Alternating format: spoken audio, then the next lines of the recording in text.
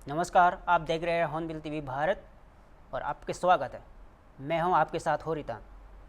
आज की खबर, मध्य प्रदेश में मानसून को लेकर मुख्यमंत्री डॉक्टर मोहन यादव का संदेश।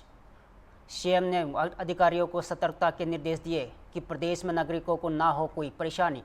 राप्ते, पुल, पुलिया और धूप क्षेत्र में विशेष निगरानी के निर्देश के साथ ही सीएम ने नागरिकों की धूप के क्षेत्र में ना जाने की अपील और बच्चों की सुरक्षा को लेकर परिजनों से भी सतर्क रहने की अपील की। प्रदेश में मानसून को लेकर सरकार पूरी तैयारी में है। आपदा प्रबंधन दलों को अलर्ट रहने के निर्देश दिए। जलभराव और बाढ़ संभावित क्षेत्रों की निगरानी बढ़ेगी और उन्होंने बारिश के शुभ आगमन पर प्रदेशवासियों को बधाई दिया। आगे सुनिए।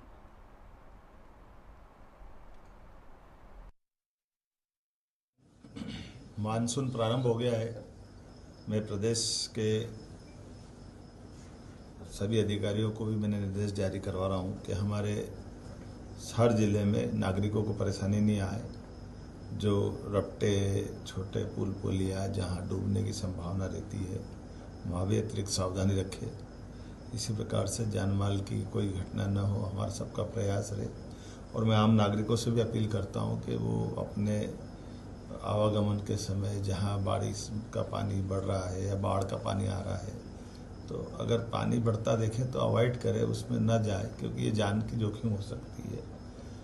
इसी के साथ साथ हमारे अपने स्कूल के बच्चों को भी स्कूल जाने का समय आया है, वो अपने अपने स्कूल कॉलेज जा रहे हैं, तो वो भी सब सावधानी से छोटे छोटे बच्चों का भी ध्यान रखें। मैं उम्मीद करता हूँ कि वैसे तो सब लोग जागरूक हैं, लेकिन फिर भी यथायोग्य प्रकार से हम सब इस बदलते दौर में जितनी सावधानी रखेंगे, वर्षा का मौसम हम सब के लिए एक तरह से फलदायी भी होता है, शुभदायी भी होता है। और अब की बार बारिश का मौसम, मानसून थोड़ा पहले भी आया है और पहले आने के साथ भी हमारे जैसे सभी इंतजाम पर्याप्त है। सरकार वो सब चिंता करेगी, लेकिन आपसे भी अपील करता हूँ कि आप सब अपने अपने स्तर पर हमारे अपने जीवन में वर्षा की ऋतु का आनंद भी आए, लेकिन कोई घटना न हो, इसका ध्यान रखें। मेरी अपनी ओर से आप सबको बारिश के शुभागमन की बधाई। पंडित श्यामा प्रसाद मुखर्जी के एक भारत, अखंड भारत और सुरक्षित भारत का 1953 में जो सपना देखा था, वहाँ 65 से 66 साल बाद पीएम मोदी ने के नेतृत्व में सरकार में पूरा हो पाया। यही नहीं, जम्मू कश्मीर में धारा 370 भी पीएम मोदी की ही सरकार में समाप्त हुआ।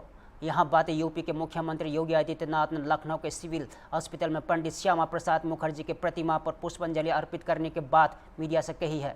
दरअसल आज पंडित मुखर्जी की पुण्यतिथि है। इस मौके पर मुख्यमंत्री योगी आदित्यनाथ ने अपने सहयोगियों के साथ सिविल अस्पताल में लगी उनकी प्रतिमा पर पुष्प अर्पित करने के बाद उनके बलिदान को याद करते हुए कई और बातें भी कही है।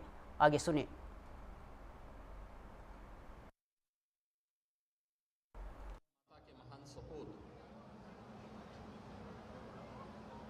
भारतीय जनसंघ के संस्थापक अध्यक्ष डॉक्टर श्यामा प्रसाद मुखर्जी जी की पावन पुण्यतिथि है।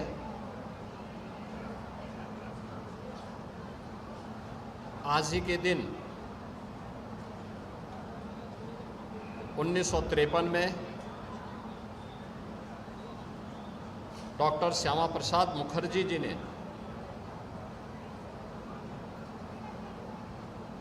अखंड भारत के लिए अपना बलिदान दिया था। डॉक्टर श्यामा प्रसाद मुखर्जी जी एक महान शिक्षाविद, महान स्वतंत्रता संग्राम सेनानी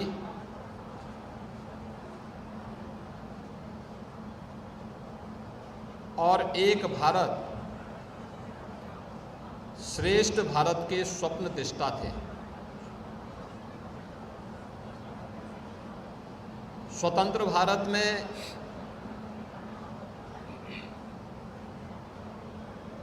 कैबिनेट मंत्री के रूप में उन्होंने देश को अपने विजनरी नेतृत्व से लाभान्वित करके देश की औद्योगिक नीति को तय करने में बड़ी भूमिका का निर्वहन किया था।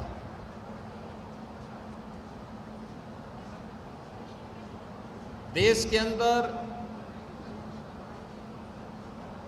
खाद्य आवश्यकता की पूर्ति की जा सके, खाद्य मंत्री के रूप में भी स्वतंत्र भारत के पहले मंत्री के रूप में उन्होंने एक बड़ी भूमिका का निर्वहन किया था। उन्होंने एक केंद्रीय कैबिनेट से पंडित नेहरू के नेतृत्व की सरकार के द्वारा आज़ादी के तत्काल बाद राष्ट्रीय एकता और अखंडता के साथ किए जा रहे खिलवाड़ को देखते हुए उन्होंने इस्तीफा दे दिया था और भारतीय जनसंघ के पहले अध्यक्ष के रूप में उन्होंने देश के अंदर एक नई राजनीतिक शुरुआत को आगे बढ़ाया था। जब आज़ादी के तत्काल बाद संविधान लागू 1950 में हुआ, 1952 में प्रथम आम चुनाव के बाद देश के संविधान में धारा 370 को डाल करके राष्ट्रीय एकता को चुनौती देने का काम तत्कालीन सरकार ने किया था। कश्मीर में परमिट सिस्टम लागू किया गया और देश की सुरक्षा के साथ राष्ट्रीय एकता और अखंडता को स्वयं सरकार में बैठे हुए लोग ही चुनौती देने लग गए थे। तब एक देश में एक प्रधान, एक विधान और एक निशान का उद्घोष करते हुए डॉक्टर श्यामा प्रसाद मुखर्जी जी ने कश्मीर में प्रवेश किया था। उनको गिरफ्तार कर दिया गया। हिरासत में ही 23 जून 1953 को जम्मू कश्मीर के जेल में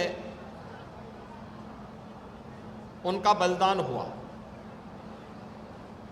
डॉक्टर श्यामा प्रसाद मुखर्जी जी ने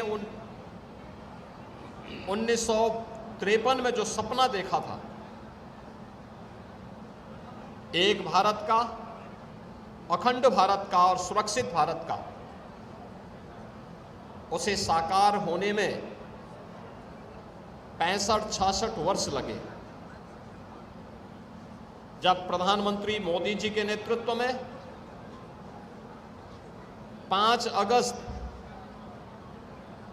2019 को कश्मीर में धारा 370 समाप्त हुई और आज जम्मू कश्मीर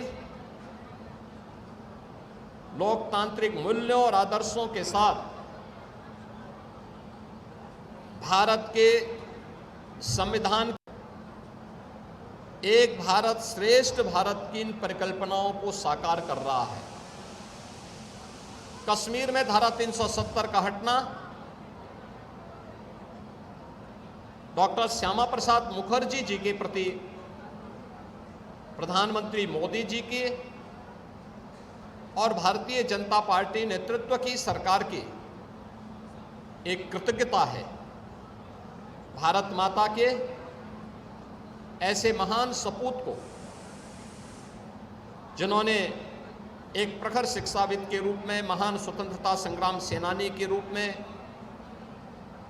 एक विजनरी राजनीतिक नेतृत्व के रूप में देश को अपने मूल्य सेवाओं से लाभान्वित किया था, उनकी इस पावन पुण्यतिथि के अवसर पर मैं उत्तर प्रदेश सरकार की ओर से, उत्तर प्रदेश की जनता जनार्दन की ओर से उनकी स्मृतियों को नमन करते हुए विनम्र श्रद्धांजलि अर्पित करता हूं।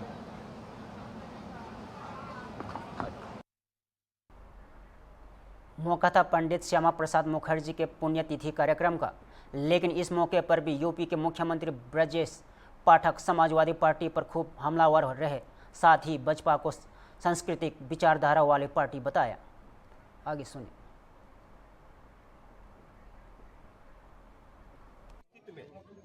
किसी को भी दिक्कत न हो, इसको हम सुनिश्चित करेंगे। ये भारतीय जनता पार्टी की सांस्कृतिक विचारधारा है और हम सबको साथ लेकर के चलते हैं। जबकि समाजवादी पार्टी तरह तरह के आरोप लगाकर अपने ही कार्यकर्ताओं पर जुर्म ज्यादती लगातार कर रही है। क्या ये बौखलाहट है सपा की, सर? क्या सपा की ये बौखलाहट है? क्या फर्क पड़ेगा प्रदेश की? देखिए समाजवादी पार्टी पूरी तरह से हाशिए पर है और समाजवादी पार्टी का नेतृत्व तनाव में है। जमीन उनकी खिसक चुकी है। अभी भी उनके कार्यकाल की गुंडई अराजकता को लोग भूले नहीं है। आज उत्तर प्रदेश पूरे राष्ट्र में नंबर 1 का राज्य इंफ्रास्ट्रक्चर के मामले में, लॉ एंड ऑर्डर के मामले में बन चुका है और लोगों का मानना है कि भारतीय जनता पार्टी की सरकार ने, योगी जी की सरकार ने बहुत बेहतर काम किया है। Thank you sir. भाजपा में क्या मतलब शामिल होंगे? आप इंतजार करिए, समय समय पर आपसे हम फिर मिलेंगे। लेकिन हम सभी जनप्रतिनिधियों का हृदय से स्वागत करते हैं और उनके साथ हमारी सरकार, हमारी पार्टी खड़ी है। किसी भी जनप्रतिनिधि को किसी प्रकार का कोई कष्ट हो, ये हम सुनिश्चित करेंगे। Okay sir, thank. इस मौके पर पंडित श्यामा प्रसाद मुखर्जी को याद करते हुए बसपा एमएलसी डॉक्टर लालजी प्रसाद निर्मल ने बताया कि वह भारतीय राजनीति के सच्चे योद्धा और स्वतंत्रता संग्राम सेनानी थे। उन्होंने धारा 370 के खिलाफ आंदोलन चलाया और जम्मू कश्मीर में परमिट व्यवस्था पर भी आंदोलन चलाया था, जिसके बाद उस समय की सरकार ने इसको ख़त्म किया था। सुनिए। देखिए, आज पंडित श्यामा प्रसाद मुखर्जी का परिनिर्वाण दिवस है। श्यामा प्रसाद मुखर्जी भारतीय राजनीति के एक बड़े योद्धा थे, स्वतंत्रता संग्राम सेनानी थे और उन्होंने भारत की अखंडता के लिए शुरू से लगातार संघर्ष किया। धारा 370 के खिलाफ उन्होंने जन आंदोलन चलाया, उन्हें गिरफ्तार किया गया, जेल में उनकी रहस्यमय परिस्थितियों में मृत्यु हुई। कश्मीर में पहले जाने के लिए परमिट हुआ करता था, उस परमिट के खिलाफ इन्होंने आंदोलन चलाया और अंत में 1959 में जाकर के वो परमिट की प्रथा खत्म हुई।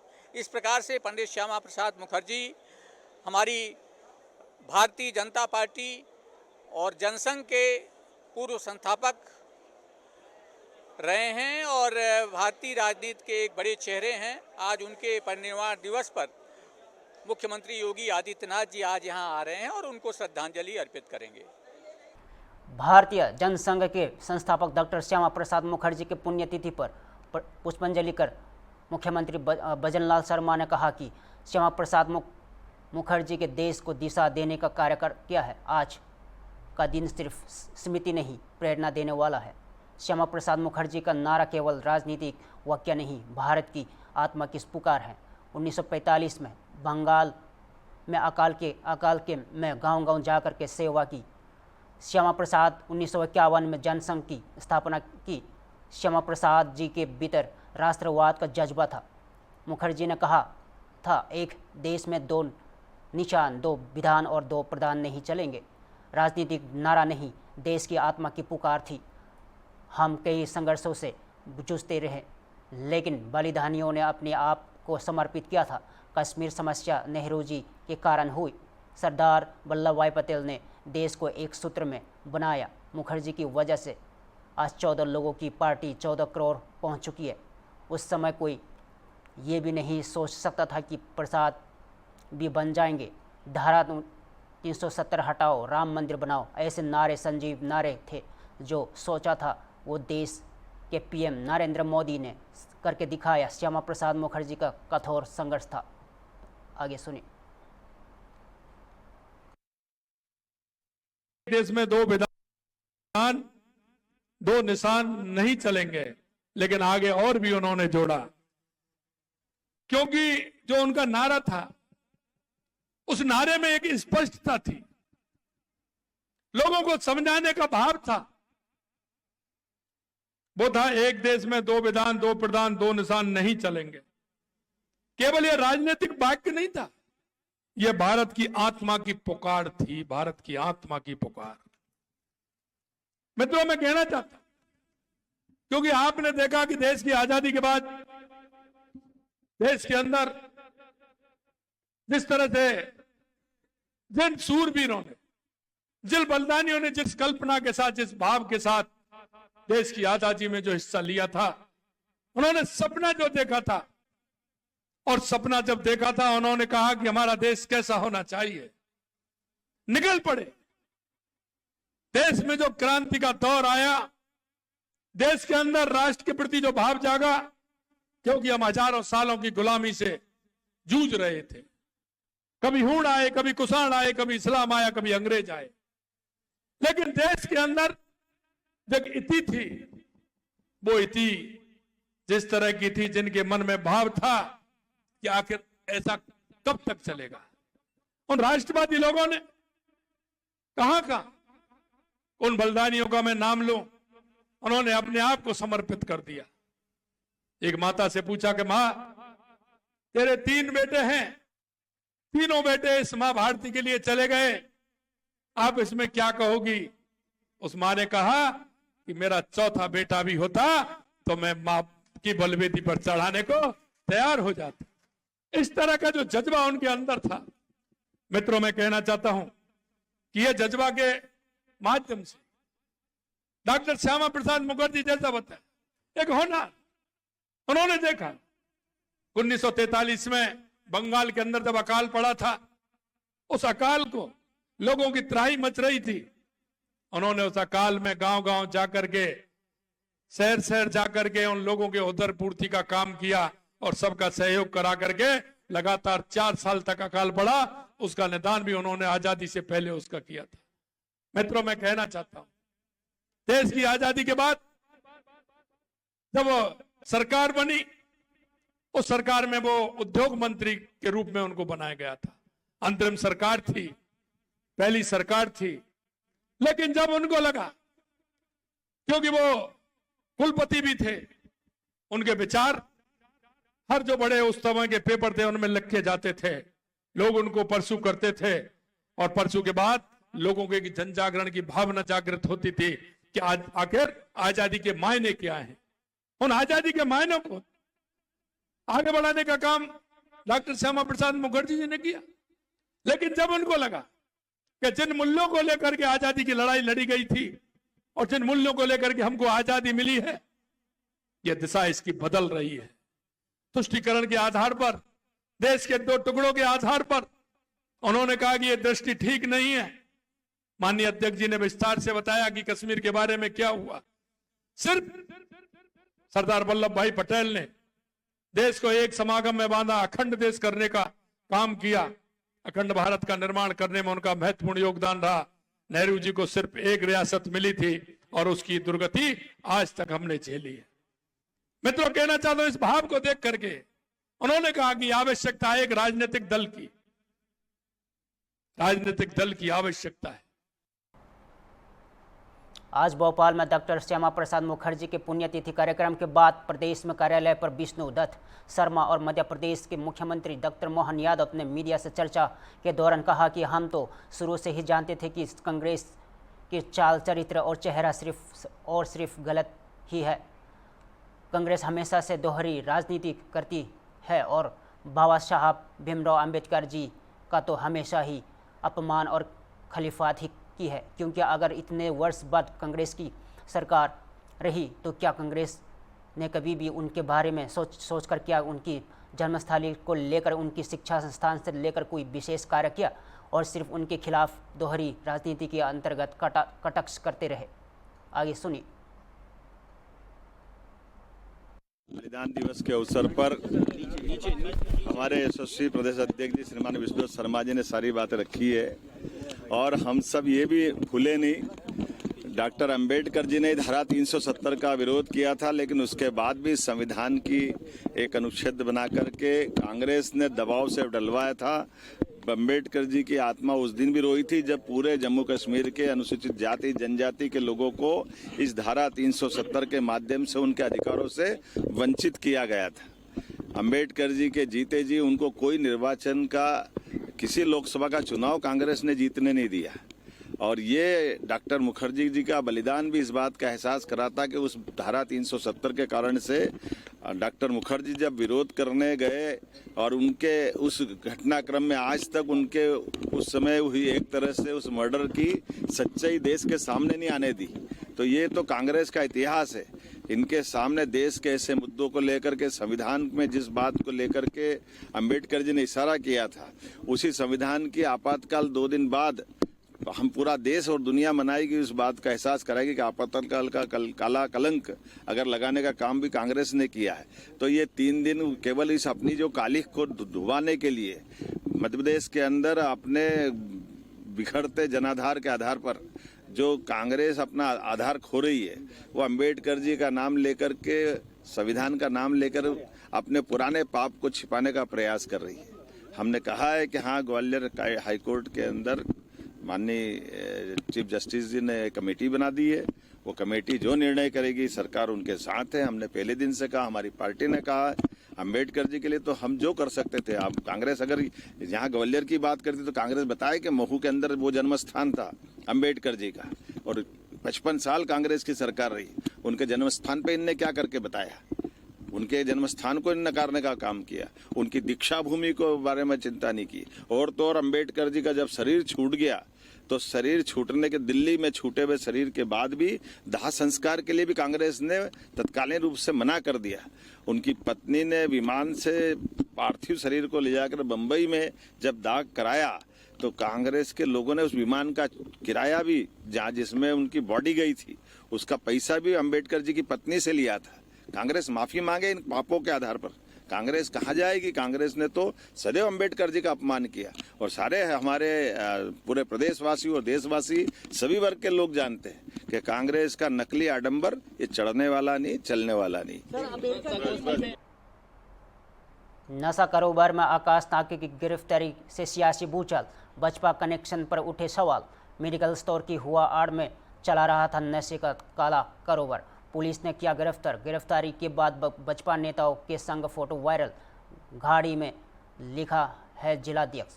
खुद को मिशन अगेन मोदी का प्रतिनिधि बताकर बता रहा था प्रभाव, और वायरल दस्तावेजों और तस्वीरों ने बसपा से रिश्तों पर खड़े कर दिए गंभीर सवाल। बसपा जिलाध्यक्ष मिश्री लाल वर्मा ने दी सफाई, ना जानता हूं ना पहचानता हूं, पार्टी से कोई संबंध नहीं है। सपा नेता अभिषेक मिश्रा उर्फ मुन्ना भैया का आरोप है, बसपा की शाह पर चल रहा था नशे का खेल, राजनीति गलियों में मचा हरकम, बसपा नेताओं ने बनाई दूरी, पुलिस अब खंगाल रही है आकाश नाका का पूरा नेटवर्क। श्रीवास्ती जनपद में नशा माफिया के खिलाफ बड़ी कार्रवाई, लेकिन सियासी बवाल ने पकड़ा तूल। तो आगे देखिए। ऐसा नहीं होता है। प्रकोष्ठ का मतलब एक संयोजन से है, जैसे शिक्षक प्रकोष्ठ हो गया, शिक्षण प्रकोष्ठ हो गया, अधिवक्ता प्रकोष्ठ हो गया। इस तरह से जो विभिन्न क्षेत्रों के लोग हैं वो प्रकोष्ठ होते हैं, बाकी मोर्चा होता है। ऐसा कुछ नहीं है। और ज़िले में कुछ लोग फर्जी और फ्रॉड तरीके से अपना रोजी रोटी चलाने के लिए कुछ ऐसा फ्रॉड करते होंगे, जिसको मुझे आपके माध्यम से पता लगा कि कुछ लोगों ने ऐसा लगा रखा है, लिख रखा है, जो पूरी तरह से गलत है, पूरी तरह से फ्रॉड है। मोदी पीएम अगेन है क्या? ये क्या है? ये जो लेटर जारी हो रहा है कहीं से किसी ने नहीं जारी किया है, संगठन में तो कुछ है नहीं। हम देखिए, 2 चीजें होती हैं, सत्ता होती है और संगठन होता है। संगठन के तो हमारे माननीय योगी जी हैं उत्तर प्रदेश के, और इतना बढ़िया उत्तर प्रदेश सेवा, सुशासन और गरीब कल्याण का चल रहा है। यही धारा हमारे प्रधानमंत्री जी का मतलब ये है कि ये गलत है, एकदम गलत है। गलत ही नहीं, ये गलत भी है, फ्रॉड भी है, फर्जी भी है। आकाश आनंद कौन है आप जानते हो? बिल्कुल नहीं जानता हूँ मैं। फोटो वायरल हो रहा है। आप फोटो उसके मेडिकल तो- स्टोर के दुकान पे गए हैं, साथ में आपने फोटो खिंचाया, उसका जो मेडिकल स्टोर का दुकान एजेंसी है वहाँ आप गए हैं। देखिए, हम पूरे श्रावस्ती में घूम रहे हैं। अभी के लिए इतना ही। ताज़ा खबरों के लिए देखते रहिए हॉर्नबिल टीवी भारत।